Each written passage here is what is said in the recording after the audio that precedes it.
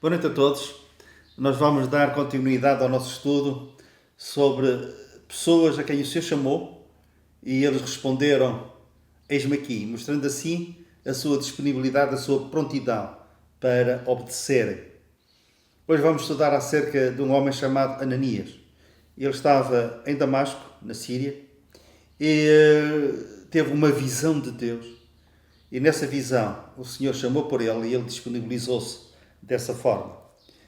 Nós lemos já acerca disso em Atos, capítulo 9, e vamos ler a passagem do versículo 10 até ao versículo 17. E lemos assim: Ora, havia em Damasco um discípulo chamado Ananias.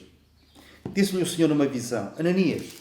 Ao que ele respondeu: Eis-me aqui, Senhor. Temos a nossa expressão: Eis-me aqui, Senhor. Então o Senhor lhe ordenou: Dispõe-te e vai à rua que se chama Direita. E na casa de Judas procura por Saulo, apelidado de Tarso, pois ele está orando. E viu entrar um homem chamado Ananias e impôs-lhe as mãos para que recuperasse a vista.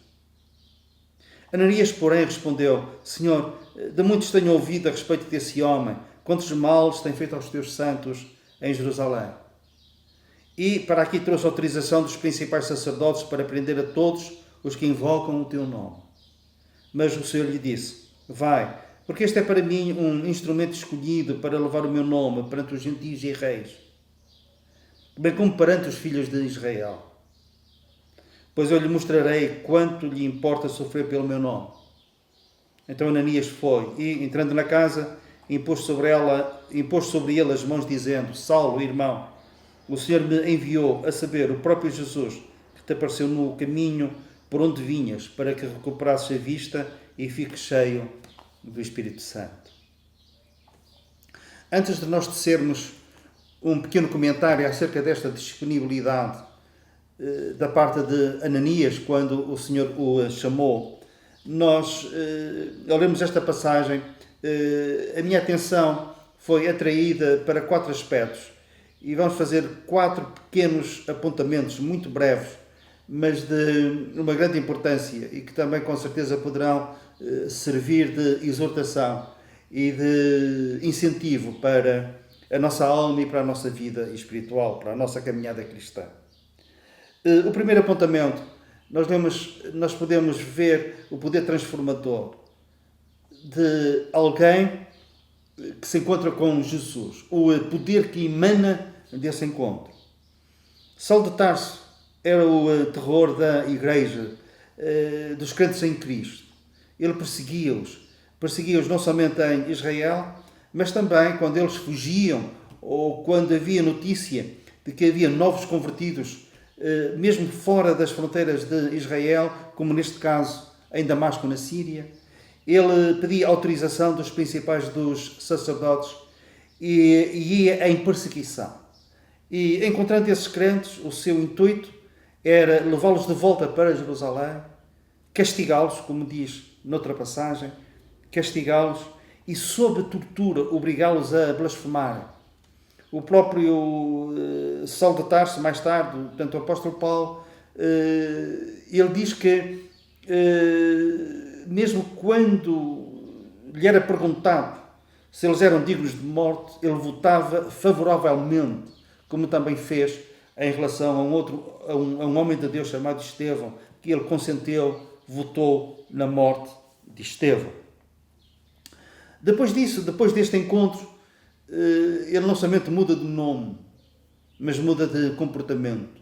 E de líder da perseguição, ele é um homem perseguido, torna-se um homem perseguido devido à sua fé em Cristo. E a quem muito é perdoado, como foi no caso dele,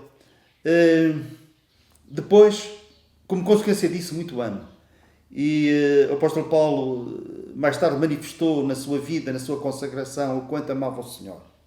Mas o que nós vemos em Saulo de Tarso é o poder transformador do Evangelho. Mais tarde ele escreve aos Coríntios e diz que aquilo que está em Cristo, nova criatura é, as coisas velhas passaram e tudo se fez novo.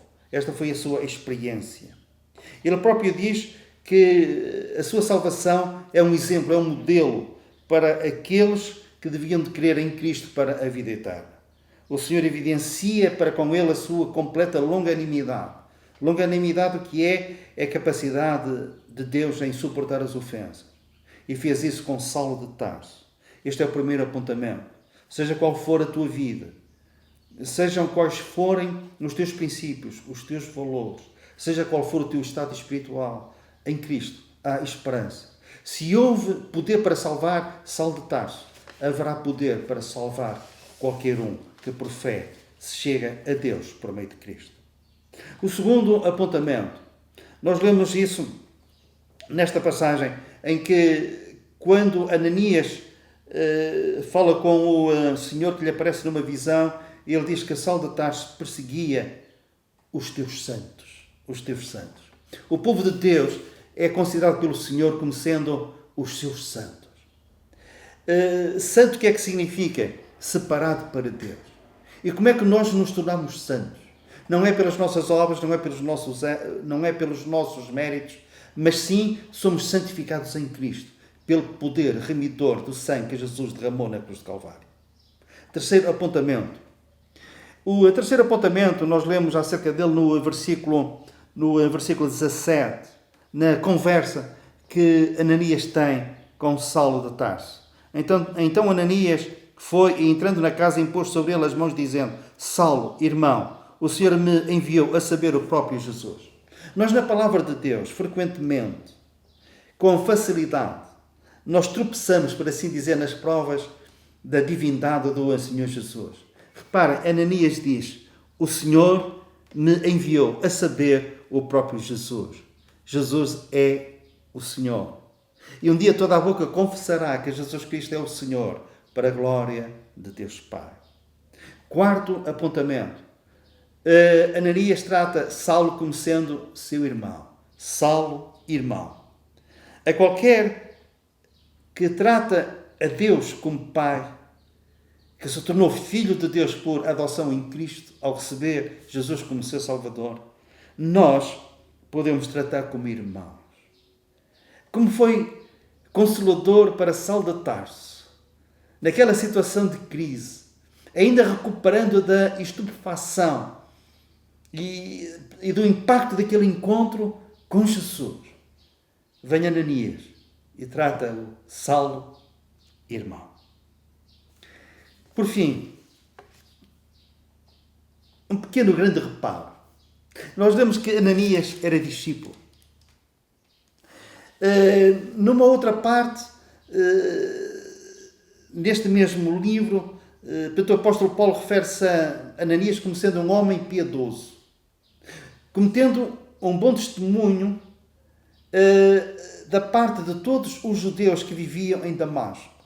Conheciam-no bem, conheciam a sua pessoa, sabiam onde ele morava, conversavam com ele e tinha um bom testemunho de todos os judeus crentes que viviam em Damasco.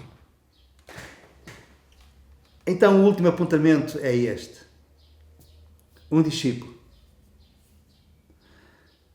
Que além de discípulo é um homem piedoso.